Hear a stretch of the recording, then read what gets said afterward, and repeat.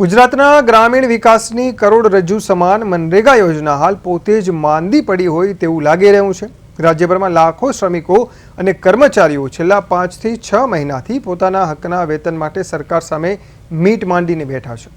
ગુજરાતમાં મનરેગા યોજના હેઠળ દિવસ રાત કામ કરતા મજૂરો અને વહીવટી કર્મચારીઓને છેલ્લા અડધા વર્ષથી પગાર નથી મળ્યો।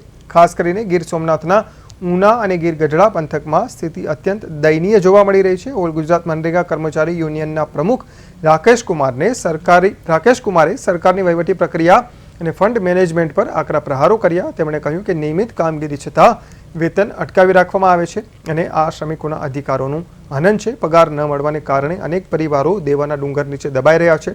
रोजिंदा घर खर्च माटे लोकोए उधार नाणां लेवा पड़ी रह्या छे। यूनियन द्वारा चेतवणी आपवामां आवी छे कि जो आगामी दिवसोमां बाकी रहेला वेतननी चूकवणी नहीं करवामां आवे तो राज्यना तमाम मनरेगा श्रमिको और कर्मचारीओ रस्ता पर उतरी गांधी चिंध्या मार्गे आंदोलन करशे। त्यारे सरकार आ गरीब श्रमिकोनी वेदना क्यारे सांभळे छे ते जोवुं रह्युं।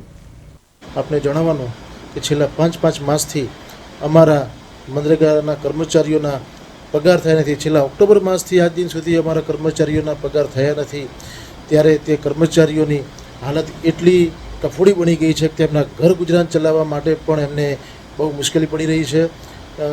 उछीना उधार व्याजे पैसा लावीने लोको पोताना घर गुजरान चलाववा माटे संकट भोगी रह्या छे।